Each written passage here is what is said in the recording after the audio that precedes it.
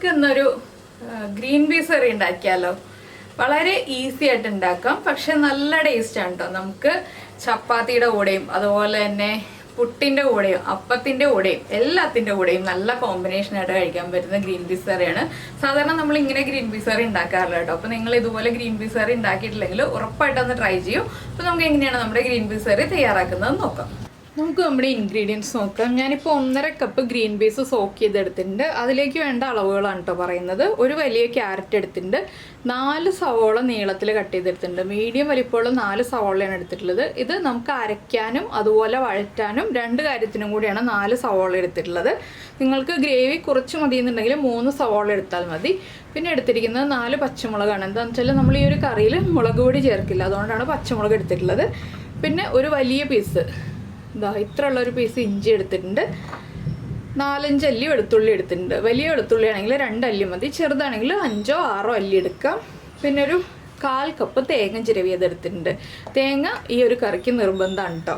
അപ്പോൾ ആദ്യം നമുക്ക് ഈ ഗ്രീൻ പീസ് കുക്കറിൽ 2-3 വിസിൽ വരുന്നത് വരെ, കലങ്ങി പോവാതെ 2-3 വിസിൽ വരുന്നത് വരെ വേവിച്ചെടുക്കാം. ഉപ്പും മഞ്ഞൾപ്പൊടിയും ചേർത്താണ് ഞാൻ ഗ്രീൻ പീസ് വേവിക്കാൻ പോകുന്നത്. അതുപോലെ തന്നെ ക്യാരറ്റ് മീഡിയം വലിപ്പമുള്ള പീസുകളാക്കിയിട്ട് നമ്മൾ കുറുമയ്ക്കൊക്കെ കട്ട് ചെയ്യല്ലേ, ആ ഒരു വലിപ്പത്തിലുള്ള പീസുകളാക്കിയിട്ട് പാനിൽ വേവിക്കാൻ വെക്കണം. ക്യാരറ്റിലും ഉപ്പും മഞ്ഞൾപ്പൊടിയും ചേർത്ത് വേവിക്കാൻ വെക്കുക. ക്യാരറ്റും ഗ്രീൻ പീസും വേവിക്കാൻ വെച്ചിട്ട് നമുക്ക് ബാക്കിയുള്ള കാര്യങ്ങൾ വഴറ്റിയെടുക്കാം. അപ്പോൾ ക്യാരറ്റ് കട്ട് ചെയ്തിട്ട് ഏത് വലിപ്പത്തിലാണെന്നുള്ളത് കാണിച്ചു തരാം. ആദ്യം ഞാൻ ഗ്രീൻ പീസ് കുക്കറിലേക്ക് വെക്കട്ടെ. അപ്പോൾ നമ്മളിപ്പോൾ നമ്മുടെ ഇഞ്ചിയും വെളുത്തുള്ളിയും നീളത്തിൽ കട്ട് ചെയ്ത് വെച്ചിട്ടുണ്ട്. അതുപോലെ തന്നെ പച്ചമുളക് 2 എണ്ണം സ്പ്ലിറ്റ് ചെയ്ത് വെച്ചിട്ടുണ്ട് സവോളയുടെ കൂടെ വഴറ്റാനുള്ളത്. പിന്നെ ഞാൻ നേരത്തെ പറഞ്ഞു ക്യാരറ്റ് ഉപ്പും മഞ്ഞൾപ്പൊടിയും ചേർത്ത് വേവിക്കാം എന്നുള്ളത്. ഞാനിപ്പോൾ വഴറ്റിയാണ് ഇട്ട് എടുക്കാൻ പോകുന്നത്. എന്താണെന്ന് വെച്ചാൽ ക്യാരറ്റ് വേവിച്ച് കഴിഞ്ഞാൽ നമുക്ക് അത്ര സുഖം ഉണ്ടാവില്ല. നന്നായിട്ട് വേവണം എന്നുള്ളവർക്ക് വേവിച്ച് തന്നെ എടുക്കാം. ചെറുതായിട്ടൊന്ന് കടിക്കാൻ കിട്ടണം എന്നുള്ളവർക്ക് ക്യാരറ്റ് ഇതുപോലെ വഴറ്റിയെടുക്കാം. 2 രീതിയിലും ചെയ്യാം. ഞാനപ്പോൾ ആദ്യം ഒരു ഓപ്ഷൻ പറഞ്ഞു എന്നേ ഉള്ളൂ. ഇതിപ്പോൾ വഴറ്റിയാണ് എടുക്കാൻ പോകുന്നത്. ആദ്യം നമുക്ക് നമ്മുടെ മസാല പ്രിപ്പയർ ചെയ്യാം, അരയ്ക്കാനുള്ള കാര്യങ്ങൾ. അതിനുശേഷം ക്യാരറ്റ് വഴറ്റാം. അപ്പോൾ നമുക്കൊരു പാൻ ചൂടാക്കിയെടുക്കാം. അപ്പോൾ ഞാനൊരു പാൻ ചൂടാക്കിയിട്ട് പാനിലേക്ക് കുറച്ച് വെളിച്ചെണ്ണ ഒഴിച്ചിട്ടുണ്ട്. ഒരുപാട് വെളിച്ചെണ്ണ വേണ്ട കേട്ടോ, വളരെ കുറച്ച് മതി. അതിലേക്ക് 2 പീസ് പട്ട, ഒരു 4 ഗ്രാമ്പൂ ഇത്ര എടുത്തിട്ടുണ്ട്. ഇതൊന്ന് ഇട്ട് കൊടുക്കുക. അത് ചൂടായി വരേണ്ട ആവശ്യമൊന്നുമില്ല, നമ്മൾ വഴറ്റുമ്പോൾ ചൂടായിക്കോളും. ഇതിലേക്ക് നമ്മൾ കട്ട് ചെയ്ത് വെച്ചിരിക്കുന്ന ഇഞ്ചിയും വെളുത്തുള്ളിയും ചേർക്കുക. ഒപ്പം തന്നെ 1 ടീസ്പൂൺ പെരിഞ്ജീരകവും കൂടി ചേർക്കുക.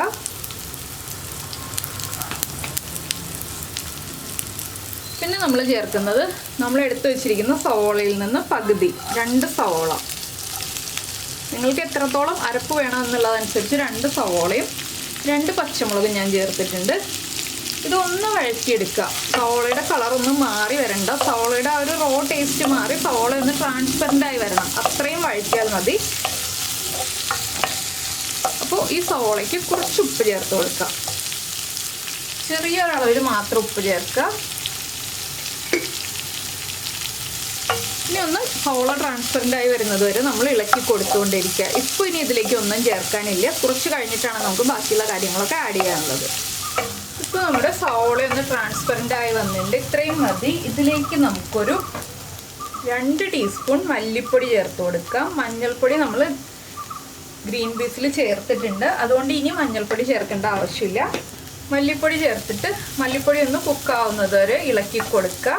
ഒരു 1 മിനിറ്റ് ഇളക്കി കൊടുത്തിട്ടുണ്ടെങ്കിൽ നമ്മുടെ മല്ലിപ്പൊടി ഒന്ന് കുക്കായി കിട്ടും. അത്രയും സമയം മതി കേട്ടോ, ഒരുപാട് സമയം മല്ലിപ്പൊടി ചേർത്തിട്ട് ഇളക്കി കൊടുക്കണ്ട. അതുപോലെ എണ്ണയും കൂടി പോവാതെ നോക്കണം. നമ്മൾ ഒരുപാട് വെളിച്ചെണ്ണ ചേർക്കരുത്, കുറച്ച് വെളിച്ചെണ്ണ മാത്രം ചേർക്കുക. അപ്പോൾ നമ്മുടെ മല്ലിപ്പൊടി ഒന്ന് കുക്കായി തുടങ്ങിയിട്ടുണ്ട്. ഇനി നമുക്ക് ഇതിലേക്ക് ചേർക്കേണ്ടത് നമ്മൾ എടുത്ത് വെച്ചിരിക്കുന്ന തേങ്ങ ചിരവിയത് ചേർത്തിട്ട് കളറൊന്നും മാറേണ്ട ആവശ്യമില്ല. തേങ്ങ ഒന്ന് ചൂടായി തുടങ്ങുമ്പോൾ നമുക്ക് ഫ്ലെയിം ഓഫ് ചെയ്യാം. ഇതിലേക്ക് നിങ്ങൾക്ക് മല്ലിയിലയുടെ ഫ്ലേവർ താല്പര്യമുണ്ടെങ്കിൽ 2-3 തണ്ട് മല്ലിയില ചേർക്കാം. ചേർത്തില്ലെങ്കിലും കുഴപ്പമൊന്നുമില്ല, ഞാനിപ്പോൾ ചേർക്കുന്നില്ല. താല്പര്യമുണ്ടെങ്കിൽ മാത്രം ചേർക്കാമെന്ന് പറഞ്ഞത്.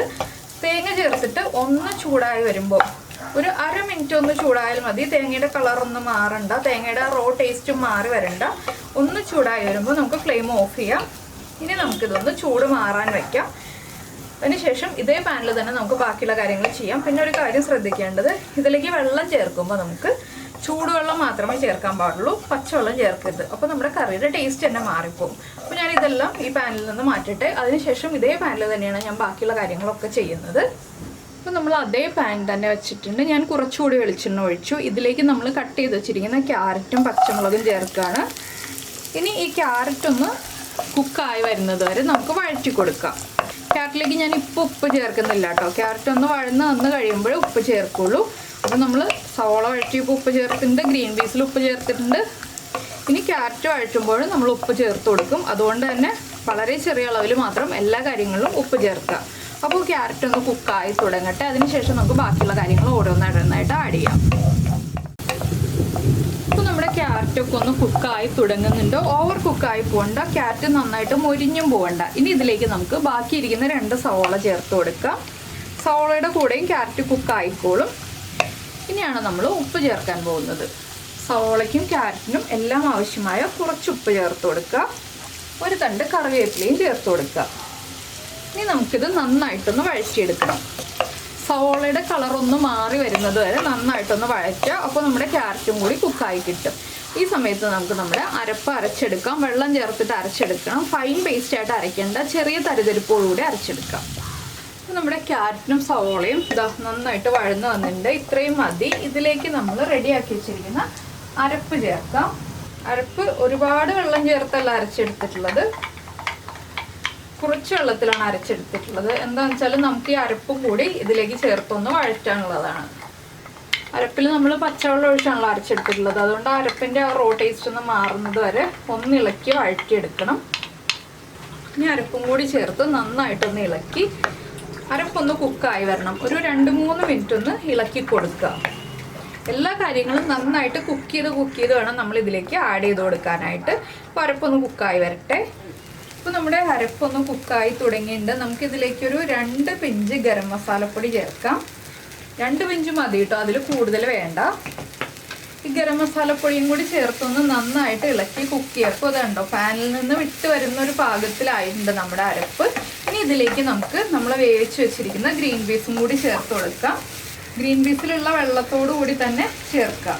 അപ്പോൾ നിങ്ങൾക്ക് ആദ്യത്തെ നമ്മുടെ അരപ്പിൻ്റെ കളർ മതിയെന്നുണ്ടെങ്കിൽ ഗ്രീൻ പീസിൽ മഞ്ഞൾപ്പൊടി ചേർക്കണ്ട കേട്ടോ. ഞാനിപ്പോൾ ഒരു ലൈറ്റ് യെല്ലോ ഷെയ്ഡ് കളറ് കറി ആവാൻ വേണ്ടിയിട്ടാണ് ഗ്രീൻ പീസിൽ മഞ്ഞൾപ്പൊടി ചേർത്തത്. ഇനിയിപ്പോൾ നമുക്ക് എത്ര ഗ്രേവി വേണം എന്നുള്ളതനുസരിച്ച് നമ്മൾ വെള്ളം ചേർത്ത് കൊടുക്കുക. ചൂടുവെള്ളം ചേർക്കുക. എത്രത്തോളം ഗ്രേവി വേണോ അതിനനുസരിച്ച് വെള്ളം ചേർക്കുക. നമ്മൾ സവോളയൊക്കെ വഴറ്റി അരച്ചിരിക്കുന്നത് കൊണ്ട് തന്നെ വേഗം കുറുകിപ്പോവും.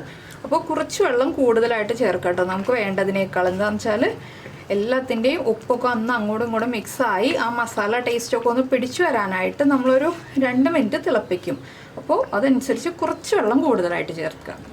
ഞാനിപ്പോൾ ഇതാ ഒരു 1.25 കപ്പ് വെള്ളം തിളച്ചത് ചേർത്തിട്ടുണ്ട്. എന്താണെന്ന് വെച്ചാൽ നമ്മുടെ കറി ഒന്ന് തിളച്ച് വരുമ്പോൾ കുറുകും. ഇനി നമുക്കിതിലേക്ക് ലാസ്റ്റായിട്ട് ഉപ്പ് ചെക്ക് ചെയ്യണം. അതുപോലെ എരിവ് കുറവാണെങ്കിൽ, എരിവ് കറക്റ്റായിരിക്കും, എരിവ് കുറവാണെങ്കിൽ 2 പിഞ്ച് കുരുമുളക് പൊടിയും കൂടി ചേർത്ത് കൊടുക്കാം.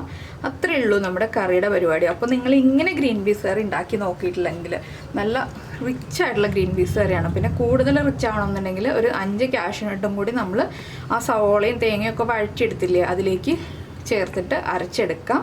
അപ്പോൾ ഇത് തന്നെ നല്ല തിക്കായിട്ടുള്ള ഗ്രേവിയാണ്. ഇനി നമ്മളൊന്ന് തിളയ്ക്കാൻ വെയിറ്റ് ചെയ്യുക. അപ്പോൾ കറി തിളച്ച് വരുമ്പോൾ ഉപ്പൊക്കെ ചെക്ക് ചെയ്ത് എരിവൊക്കെ ചെക്ക് ചെയ്ത് നമുക്ക് ഫ്ലെയിം ഓഫ് ചെയ്യാം. ഇത്രയേ ഉള്ളൂ പരിപാടി. അപ്പോൾ ഞാൻ എരിവും ഉപ്പൊക്കെ ഒന്ന് ചെക്ക് ചെയ്യട്ടെ. അപ്പോൾ ഞാൻ എരിവും ഉപ്പൊക്കെ ചെക്ക് ചെയ്തു. ഉപ്പ് കുറവായിരുന്നു, കുറച്ച് ഉപ്പ് ചേർത്തിട്ടുണ്ട്. എരിവ് കറക്റ്റാണ്. ഇനിയിപ്പോൾ കുറച്ച് കറിവേപ്പിലയും കൂടി നമുക്ക് ചേർക്കാം. നിങ്ങൾക്ക് മല്ലിയിലയുടെ ഫ്ലേവർ ഇഷ്ടമാണെങ്കിൽ മല്ലിയില ചേർക്കാം. പക്ഷേ നമുക്ക് ഒരു നാടൻ ഗ്രീൻ പീസ് കറി ആകുമ്പോൾ കറിവേപ്പില മാത്രം ചേർത്ത് കൊടുക്കുന്നതാണ് അതിൻ്റെ ഒരു ടേസ്റ്റ്. അപ്പോൾ ഞാൻ കറിവേപ്പില ചേർത്തിട്ടുണ്ട്. ഇനി നമുക്ക് ഫ്ലെയിം ഓഫ് ചെയ്യാം. കറി നന്നായിട്ട് തിളച്ച് കഴിഞ്ഞു. ഇരിക്കും തോറും കുറുകി വരും കേട്ടോ. അപ്പോൾ ഞാൻ ഫ്ലെയിം ഓഫ് ചെയ്തു. ഇനി നന്നായിട്ട് ചൂട് മാറിക്കഴിഞ്ഞിട്ട് നമുക്ക് ഇടിയപ്പത്തിൻ്റെയോ ചപ്പാത്തിയുടെയോ അപ്പത്തിൻ്റെയോ ഒക്കെ കൂടെ സൈഡ് ഡിഷായിട്ട് കഴിക്കാവുന്നതേ ഉള്ളൂ. അപ്പോൾ എന്തായാലും എല്ലാവരും ഈ റെസിപ്പി ഒന്ന് ട്രൈ ചെയ്ത് നോക്കുക. ഫ്ലെയിം ഓഫ് ചെയ്ത് കഴിഞ്ഞിട്ട് നമ്മുടെ എരിവൊക്കെ ഒന്ന് ബാലൻസ് ചെയ്യാൻ 1 പിഞ്ച് പഞ്ചസാരയും കൂടി ചേർക്കാം കേട്ടോ. അപ്പോൾ കറിക്ക് ഒന്നുകൂടി ടേസ്റ്റ് കൂടും. ഇനി ഒന്ന് നന്നായിട്ട് മിക്സ് ചെയ്ത് കൊടുക്കുക. അപ്പോൾ നിങ്ങൾക്ക് ഈ റെസിപ്പി ഇഷ്ടമായി എന്നുണ്ടെങ്കിൽ ഒന്ന് ലൈക്ക് ചെയ്യാനും അതുപോലെ ഇഷ്ടമായോ ഇല്ലയോ എന്ന് കമൻറ്റ് ചെയ്യാനും മറന്നുപോയില്ലല്ലോ. എല്ലാ വീഡിയോയിലും പറയുന്ന കാര്യങ്ങളൊക്കെ തന്നെയാണ്. അപ്പോൾ എല്ലാവരും ചെയ്യുമെന്ന് വിചാരിക്കുന്നു. പിന്നെ നമ്മുടെ ചാനൽ ആദ്യമായിട്ട് കാണുകയാണെങ്കിൽ പതിവ് ഞാൻ പറയുന്ന പോലെ തന്നെ നമ്മുടെ ചാനൽ ഒന്ന് സബ്സ്ക്രൈബ് ചെയ്ത് സപ്പോർട്ട് ചെയ്യണേ. സബ്സ്ക്രൈബ് ചെയ്യുന്നതിന് ഈ വീഡിയോയുടെ താഴെയുള്ള റെഡ് സബ്സ്ക്രൈബ് ബട്ടൺ ഒന്ന് ക്ലിക്ക് ചെയ്യുക. ആൻഡ് റൈറ്റ് സൈഡിലുള്ള ബെല്ലൈക്കണം ക്ലിക്ക് ചെയ്യുക. അപ്പോൾ ഓളെന്ന് പറഞ്ഞിട്ടൊരു ഓപ്ഷൻ കാണാം. ആ ഓളും കൂടി പ്രസ് ചെയ്തിട്ടുണ്ടെങ്കിൽ ഞാൻ എപ്പോഴും വീഡിയോ അപ്ലോഡ് ചെയ്യുമ്പോൾ നിങ്ങൾക്ക് നോട്ടിഫിക്കേഷൻ വരും. അപ്പോൾ നമുക്ക് നമ്മുടെ അടുത്ത റെസിപ്പിയുമായിട്ട് അടുത്ത ദിവസം വീണ്ടും കാണാം.